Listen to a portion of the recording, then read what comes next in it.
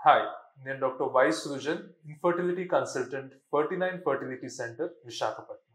ఆడవాళ్ళకి మగవాళ్ళకి పిల్లలు కనడానికి అంటే రిప్రొడక్టివ్ పొటెన్షియల్ ఏ వయసు వరకైనా కనే అవకాశం ఉంటుందా, లేకపోతే దానికి ఏమైనా ప్రోస్ అండ్ కాన్స్ కానీ లిమిట్స్ కానీ ఏమైనా ఉంటాయా? దాని గురించి ఇవాళ మీకు కొంచెం అవగాహన కల్పించాలని ఈ వీడియో చేస్తున్నాను.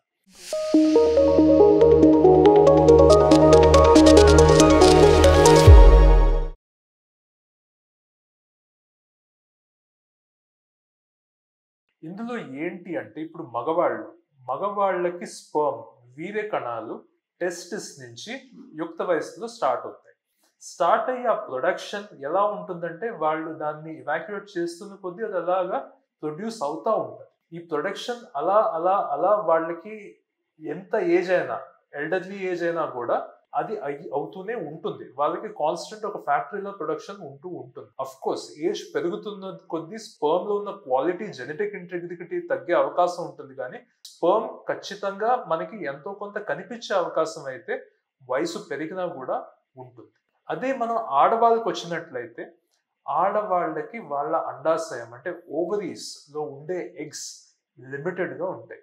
అంటే ఇప్పుడు మీ ఎదురుగా ఇప్పుడు ఒక లేడీ మీరు మా వీడియో చూస్తున్నారంటే మీరు మీ మదర్ తాలూకా గర్భసంచిలో మీ చిన్న ఎంబ్రియో కింద ఆవిడ కడుపులో ఉంటుండగానే దేవుడు మీకు కొన్ని నెంబర్ ఆఫ్ ఎగ్స్ శాంక్షన్ చేసేస్తాడు.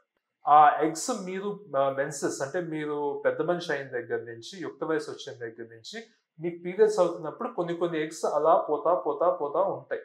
అంటే బేసిక్ గా ఒక అకౌంట్ లో క్రెడిట్ ఫెసిలిటీ లేకుండా కేవలం డెబిట్ ఫెసిలిటీ ఉన్న అకౌంట్ లో అనమాట. మీ ఎవ్రీ పీరియడ్ కి కొన్ని కొన్ని ఎగ్స్ అలా పోతూ ఉంటాయి. మీకు పీరియడ్ అవుతుందా ఎవ్రీ మంత్. అలాగా ఇవి పోవడం యూజువల్లీ దేవుడిచ్చిన ఎగ్స్ మీకు usually up till the age అంటే మీ 20s, mid-20s and early 30s వరకు అవి మోర్ ఆర్ లెస్ మీకు సరిపోతాయి.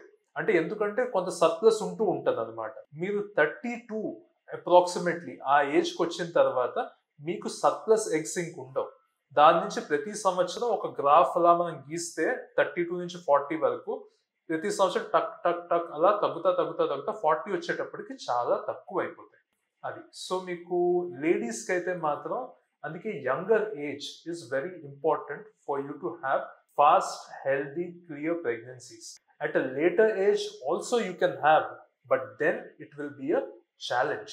ప్రయత్నం ఎక్కువ ఉండాలి, మన దృక్పథంతో ట్రై చేస్తూ ఉండాలి ఏజ్ పెరుగుతున్న కొద్దీ.